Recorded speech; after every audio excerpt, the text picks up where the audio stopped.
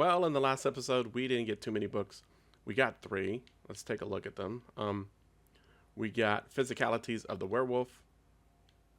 And I did get more books, but I'm just talking about the ones that we're collecting. Blasphemous Revenants, and I think we got one of the Songs of the Revenants. Where's it at? It's over here. Yeah, that's the only three that we got for displaying. But nevertheless, we found some, which is nice. Three when I really didn't expect even one. So you can also see I upgraded my armor. I desperately needed it. I think this armor rating I have now is in the 280s versus the steel one I had was, I think it's in the 220s. Same thing with the weapon. I got a Dwarven Greatsword, damage 52. The last sword, the steel sword I was using before was 39. So definitely should be better. But enough yapping. Let's go book hunting and then talk about another book.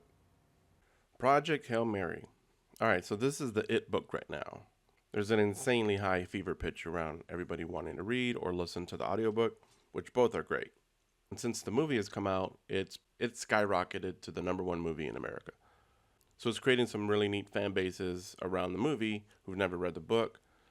And then folks who have read the book now have an opportunity to watch a visual production of the book. So here's the basic premise without spoiling anything, okay? So imagine waking up alone on a spaceship, no memory, no idea who you are. And then over time, it's revealed that you have to save Earth. Hence, the name Project Hail Mary. A couple things about the book. One is written by Andy Weir, who also wrote The Martian.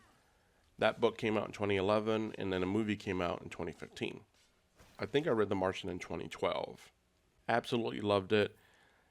And then in my book circle, we heard that the audiobook was really, really good, and I ended up listening to it too. So in 2021, when Project Hail Mary came out, for me it was a no-brainer. I love The Martian. I'm going to pick up the book. I'm going to read it. I could trust Andy Weir. Once I read it, I was like, oh my gosh, I got to listen to it because the book has parts of it that emphasize sound. And man, I was not disappointed. I would argue that Project Hail Mary is probably the best audiobook of all time. I know that's a big statement. I've listened to quite a few audiobooks, but the production and the voice acting from Ray Porter was absolutely pristine behind that whole project. So anyways, the thing that Andy Weir is really great at is intelligent problem solving, science that actually makes sense, so it's grounded in reality. It's not super sci-fi. And arguably my favorite part is his humor. Andy Weir's humor is so good. And for me, it's the glue that holds all of it together because we've definitely read books that are super sci-fi heavy and really caters to a really smart audience. I've read sci-fi books that are mostly problem solving, which is kind of fun, but little to no humor. But Andy Weir is not only funny, but he also uses a comedy to help you understand the science. So his cadence is like science, science, science, joke. But the joke helps you understand the science. And not to say that the other parts aren't great. Like the science is amazing. It's really, really good. Which is crazy for a software engineer because that's Andy Weir's background. But his dad was a physicist and his mom was an electrical engineer. So that's probably where his well-roundedness comes from. But anyways, that's the little bit of background on the author and the book itself. But again, the story is simple. A guy wakes up alone on a spaceship, starts figuring things out, starts problem solving. It's just really great overall. And if you're trying to decide if you should do the book or the audiobook, here's what I've said to my friends. Even if you enjoy the book, I would at least do an immersion read where you actually read and listen along because of the production and the sound, the emphasis with the sound. That's all I'll say for now.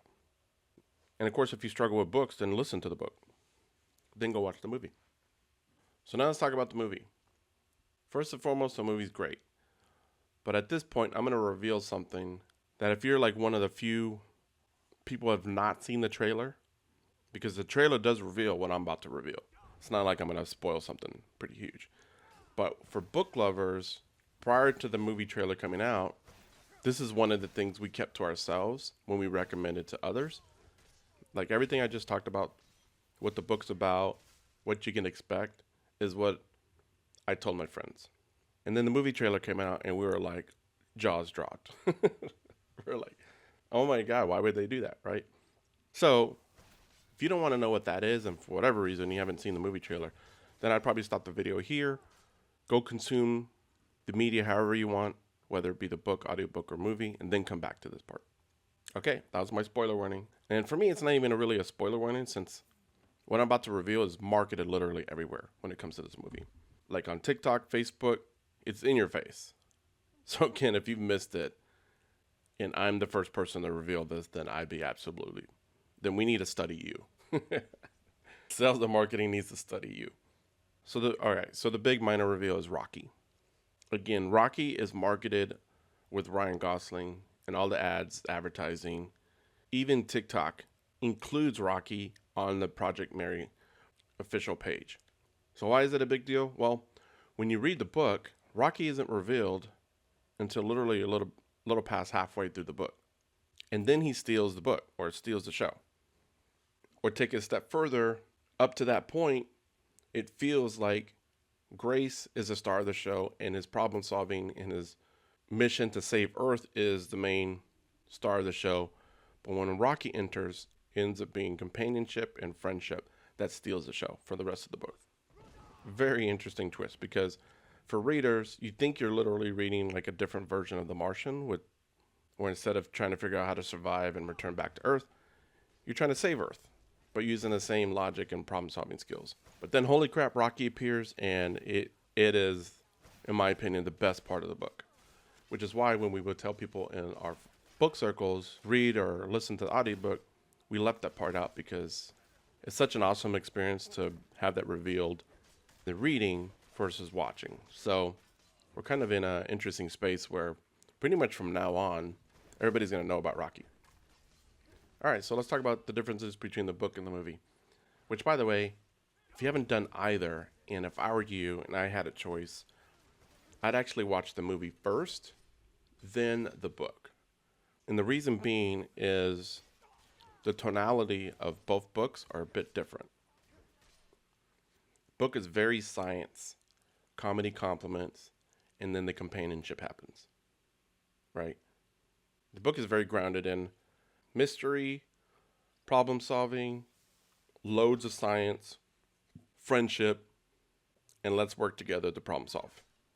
Versus the movie is all those things, but the heavier emphasis is on the friendship and let's solve this thing together. But the heavier emphasis is the friendship part. If you were to watch the movie first, you get to enjoy a great movie, and then more of the science stuff, but again, Andy Weir's writing style makes it super accessible, and then much more Rocky, and then much more Rocky and Grace, their friendship. Versus if you read the book first and then go to the movie, like I did, like a lot of us did, you can't help but feel a little disappointed because there's so much that they left out, right? And that's the case for a lot of book to movie adaptations. It has to happen. Otherwise, the movies would be like 7 hours long, which I wouldn't mind. I'd sit for it. So again, if I had to do this all over again, I'd watch the movie first and then do an immersion read with the book and audiobook. However you decide to consume the book in whatever order you go in, I don't think there's a bad way to go into it, because both are so rich. While they're different experiences, this is one of those rare instances where the book and the movie are equally good independently with their differences, and both have really stood up to a lot of scrutiny. I think the movie has like a 95% on Rotten Tomatoes, which is wild. So those accolades are really well deserved. And on the book side, the level of detail and the science and all the other stuff that you miss out on the movie is equally good, especially for those who really enjoy that part of sci-fi. So there you go. Another book recommendation from Conan the Librarian and myself, Vinny Ocean. And if you've read the book and watched the movie, I'd love to hear your thoughts. Of course, keep it spoiler free in the comments. Or if you're in the rare camp that you haven't done either, I'm jealous. I'm really jealous. Because you get to experience something amazing for the first time. And that only happens once. All right, I'll see you on the next one. Later.